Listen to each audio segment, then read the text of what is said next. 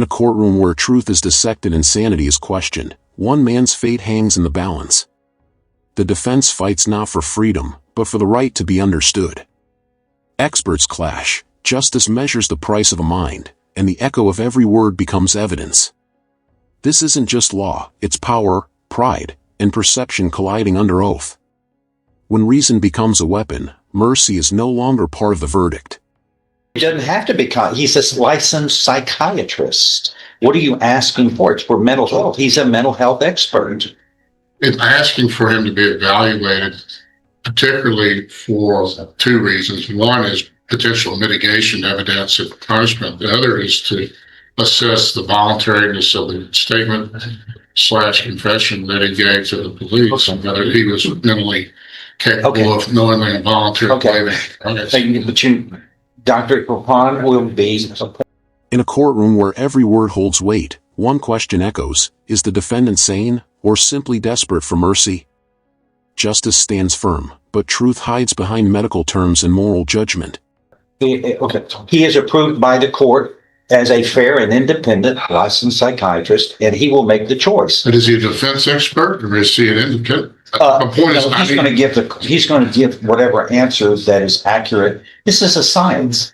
He'll give whatever is the answer that's accurate. But I need a defense expert that I can consult with. You can do that. That's what he does. Information will be confidential and covered by attorney-client. He will have to do that. He's not my psychiatrist. He doesn't work. He doesn't confide to me his decisions or for everyone to know about. But he and I don't have a special relationship on this. He doesn't confide to me. He is appointed. He is the psychiatrist. A psychiatrist's name is dropped, and suddenly the fight isn't about guilt, it's about the human mind. The defense seeks understanding, the court demands fairness. Somewhere in between lies the fate of one man. I appoint. They are requesting it, and I'm giving it to them. This isn't a competency case. I believe him to be competent. It's not a competence question. I need a defense independent expert. He is the one appointed to help you on this. If you have a problem, you let me know. Just to be clear, he's not to share information. This is a defense expert. He's not. I believe he understands that. I don't think he shares information once he is hired and handles that. He's done this long enough to tell. Well, I understand. Normally, when he's appointed, it's an issue of competency or something that is, available. Because it's doing it. It's a request, but I am finding that that's the right thing to do. When justice has a price tag, $5,000 separates hope from hopelessness. The system debates who deserves an expert, not who deserves help. And one defendant watches, powerless, as others decide his fate. Well, it's just, as I said, Your Honor, it's a question, first of all, mitigation, and then secondly, as far as the issue of voluntariness of the statement itself. Dr. Courtroom testifies, not often, but has testified for both sides in cases. But I didn't. They hired him, not me. Well, just for the record, I would request that we have Dr. Hamza, since he is familiar with the defendant. I've submitted a report. I disagree. He's indigent. He gets a competent man, and Dr. Ed Grapon, as you know, was leading psychiatrist here and was the man that was used in the James Byrd trials. He doesn't ask for freedom, he asks for understanding.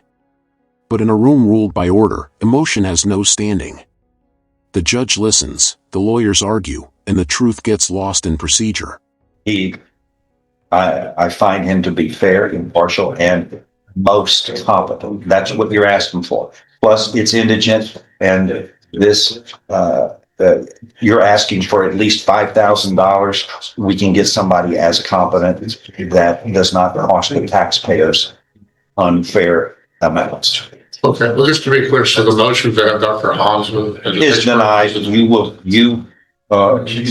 be allowed as indigent. I will appoint Dr. Ed Grapon, the leading psychiatrist in this area. I think, knowing him. We'll contact him and tell him that he's going to be appointed. So that I need to let him know the scope of the. In this trial, reason outweighs emotion. Science, ethics, and justice collide, and every sentence becomes a battle between what's fair and what's affordable. Will, in other words, set the table for you. Right. Okay, so the. And then as soon as, Have you ever worked with him before? yes, Okay, well, he'll recognize you, right? Gosh darn. but as soon as that's done, I'll be ready to try it. Okay. I know it's held probably over 2 years, less than fairly long case. Yeah. Who is the prosecutor on this? I am. Okay. Even the most respected experts can't heal a broken system. The court calls it fairness, the defense calls it survival. And the accused, he calls it fate. Okay. Thank you.